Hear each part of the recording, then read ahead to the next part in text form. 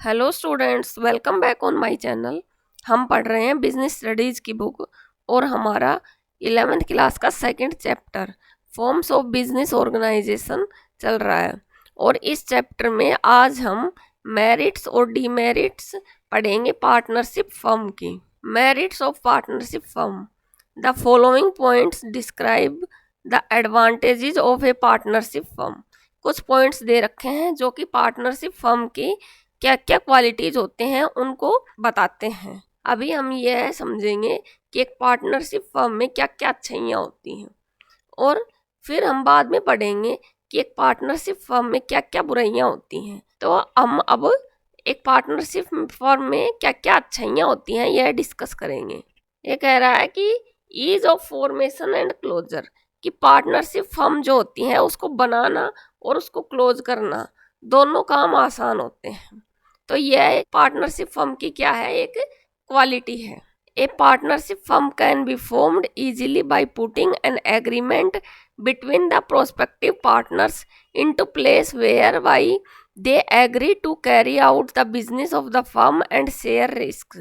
अगर potential partners, क्षमतावान partners एक एग्रीमेंट तैयार करते हैं कि वो एक बिजनेस फर्म चलाएंगे और रिस्क को आपस में बांट लेंगे, तब पार्टनरशिप फर्म बनाना आसान है। मीन्स अगर सारे पार्टनर एग्री हैं कि हम किस तरह से पार्टनरशिप फर्म को चलाएंगे, अपनी टर्म्स और कंडीशन डिसाइड कर लेते हैं, तो कोई भी पार्टनरशिप फर्म बनाना आसान हो जाता है। उनको फिर रजिस्ट्रेशन करवाने की भी आवश्यकता नहीं है।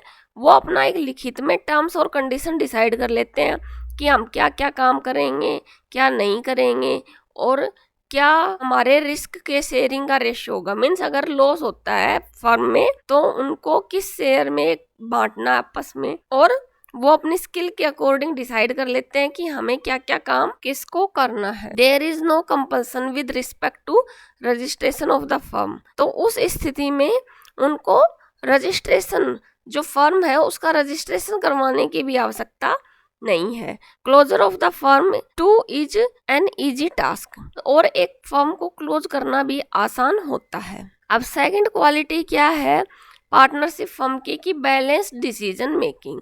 इसमें जो डिसीजन मेकिंग है वो बैलेंस रहती है, मतलब सारे जो पार्टनर्स हैं वो मिलकर डिसीजन लेते हैं और जो अपने किसी भी फील्ड में जो स्किल्ड होता है वो उसके अकॉर्डिंग डिसीजन लेता है, इसलिए डिसीजन के गलत होने के चांसेस कम होते। The partners can oversee different functions according to their areas of expertise. Partners जिस एरिया में एक्सपर्ट होते हैं उसके अकॉर्डिंग अपने फंक्शंस करते हैं। अगर वो किसी एरिया में एक्सपर्ट नहीं है तो उस काम को दूसरा पार्टनर देखता है।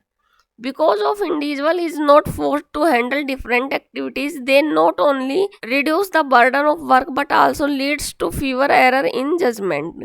इसलिए जो इंडिविजुअल जो पर्सन होता है उसके ऊपर ज़्यादा बोझ नहीं आता, क्योंकि सभी पार्टनर्स अपने अपने फील्ड में, जिस भी फील्ड में वो स्किल्ड होते हैं उसमें डिसीजन लेते हैं। इससे किसी एक पर्सन पर बर्डन नहीं आता है और वो जो डिसीजन लेते हैं उसमें एरर होने के भी चांसेस कम से कम होते हैं।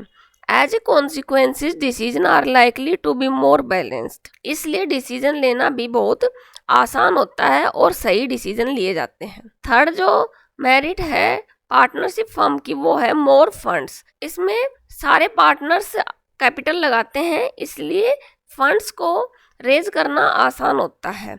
जैसे सोल प्रोप्राइटरशिप फर्म में फंड्स नहीं मिल पाते हैं आसानी से, इसमें फंड्स को रेज करना आसान होता है। In a partnership the capital is contributed by a member of partners. एक पार्टनरशिप फर्म में जो मेंबर ऑफ पार्टनर्स होते हैं वो कैपिटल कंट्रीब्यूट करते हैं, मीन्स पैसा लगाते हैं। This makes it possible to raise large amount of funds as compare to a sole proprietor and undertake additional operations when needed. इस प्रकार से इसमें फंड का एक बड़ा अमाउंट इकट्ठा करना आसान होता है, किसके कंपैरिजन में, सोल प्रोप्राइटर के कंपैरिजन में। कोई भी एडिशनल काम शुरू करना हो अगर फर्म में तो उसको करना आसान हो जाता है। फोर्थ मेरिट है पार्टनरशिप की, वो है शेयरिंग ऑफ रिस्क। इसमें क्या होता है कि रिस्क को सारे पार्टनर्स आपस में शेयर कर लेते हैं। मान लो कि एक पार्टनरशिप फर्म में लॉस हो जाता है तो सारे पार्टनर्स उस लॉस को आपस में बांट लेते हैं। इससे किसी एक पर्सन पे बर्डन नहीं होता। जैसे कि सोल प्रोप्राइटरशिप में एक ही पर्सन सारा रिस्क उठाता है तो उसको ज़्यादा परेशानी होती है। The risk involved in running a partnership firm are shared by all the partners. एक पार्टनरशिप फर्म में सारे पार्टनर्स मिलके रिस्क को शेयर कर लेते हैं। This reduce the anxiety burden and stress on individual partners. इससे एक पार्टनर है उसके ऊपर ज्यादा स्ट्रेस नहीं आता है, उसको ज्यादा एंजाइटी नहीं होती है, उस पर बर्डन जो है वो कम हो जाता है। फिफ्थ है सीक्रेसी। पार्टनरशिप फर्म में सीक्रेसी बनी रहती है क्योंकि इनको अपने जो अकाउंट्स हैं वो पब्लिश नहीं करने पड़ते। जैसे कि कंपनी होती है उसको अपने अकाउंट्स बैलेंस शीट को पब्लिश करवाना पड़ता है पब्लिक में। पार्टनरशिप फर्म को यह करने की आवश्यकता नहीं होती है, इसलिए ये इसमें सीक्रेसी बनी रहती है। A partnership firm is not legally required to publish its accounts and submit its reports. एक पार्टनरशिप फर्म को कानूनन यह आवश्यकता नहीं है कि वो अपने अकाउंट्स को पब्लिश करवाए। अगर वो चाहे, अगर उनको लगता है हमें यह काम करना चाहिए तो वो कर सकते हैं। Hence it is able to maintain confidentiality of information related to its operations। इसलिए उनके जो वो काम कर रहे हैं उनको कॉन्फिडेंशियल रखना आसान हो जाता है।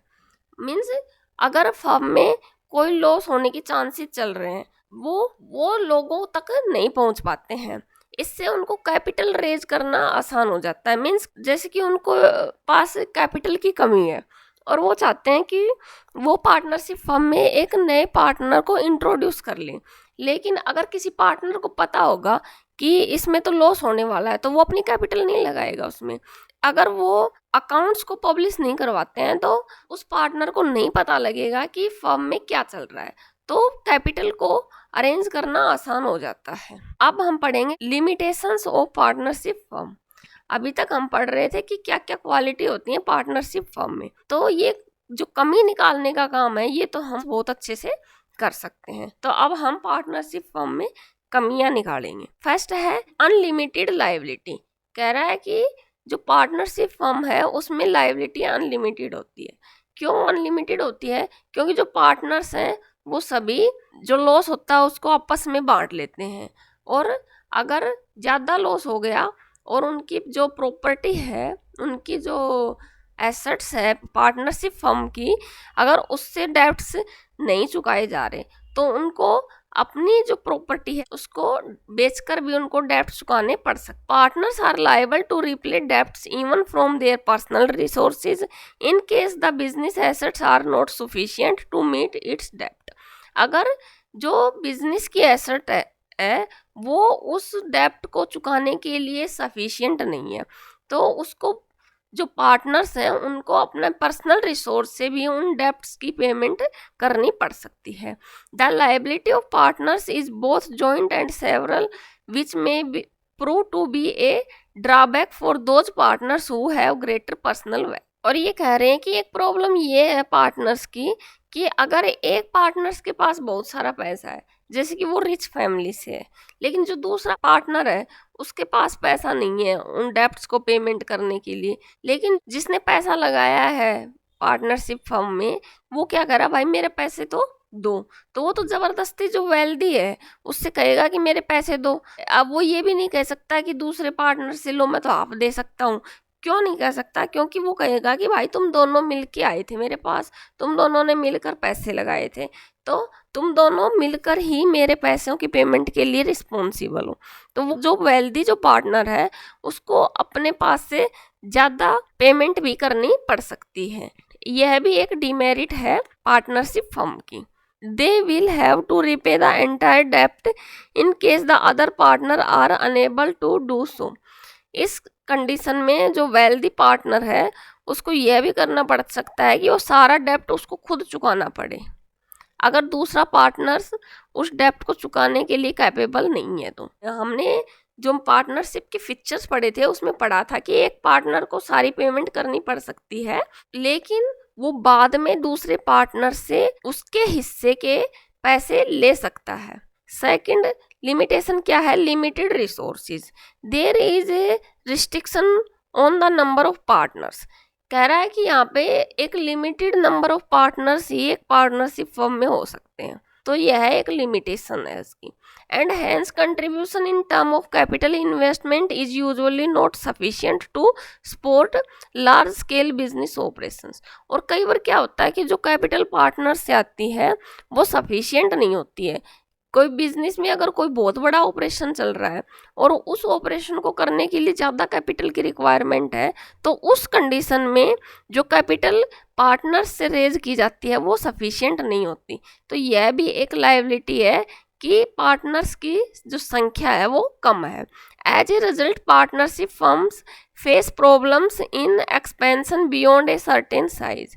इसलिए कह सकते हैं कि जो पार्टनरशिप फर्म है वो कई बार प्रॉब्लम फेस करती है जब उसको अपने बिजनेस को ग्रो करना होता है, एक लिमिटेड साइज से ज़्यादा आगे बढ़ाना होता है। उस टाइम में उनकी कैपिटल जो है कम पड़ सकती है। थर्ड है possibility of conflicts. Partnership is run by a group of persons where in decision making authority is shared. Partnership firm जो है वो एक ग्रुप ऑफ पर्सन के द्वारा चलाई जाती है। मीन्स पार्टनरशिप फर्म में 100 मेंबर हो सकते हैं, तो इसलिए वहाँ पे एक ग्रुप ऑफ मेंबर एक फर्म को चलाता है, इसलिए वहाँ पे जो डिसीजन मेकिंग है उसमें कन्फ्लिक्ट अराइज हो सकता है। उनको जो अथॉरिटी शेयर की जाती है डिसीजन लेने के लिए, उसकी वजह से कन्फ्लिक्ट हो सकता है। किस तरह से कि हो सकता किसी पार्टनर ने कोई गलत डिसीजन ले लिया तो उसकी वजह से अगर ज़्यादा लॉस हो गया तो सारे जो पार्टनर्स हैं उनको भी लॉस उठाना पड़ेगा। इस सिचुएशन में कन्फ्लिक्ट अराइज हो सकता है। Differences in opinion on some issues may lead to dispute between partners. और हो सकता है किसी एक ओपिनियन पे कोई इश्यू हो जाए, इस वजह से पार्टनर्स के बीच में डिस्प्यूट हो सकता है कि वो किसी एक राय पे सहमत नहीं हो पा रहे।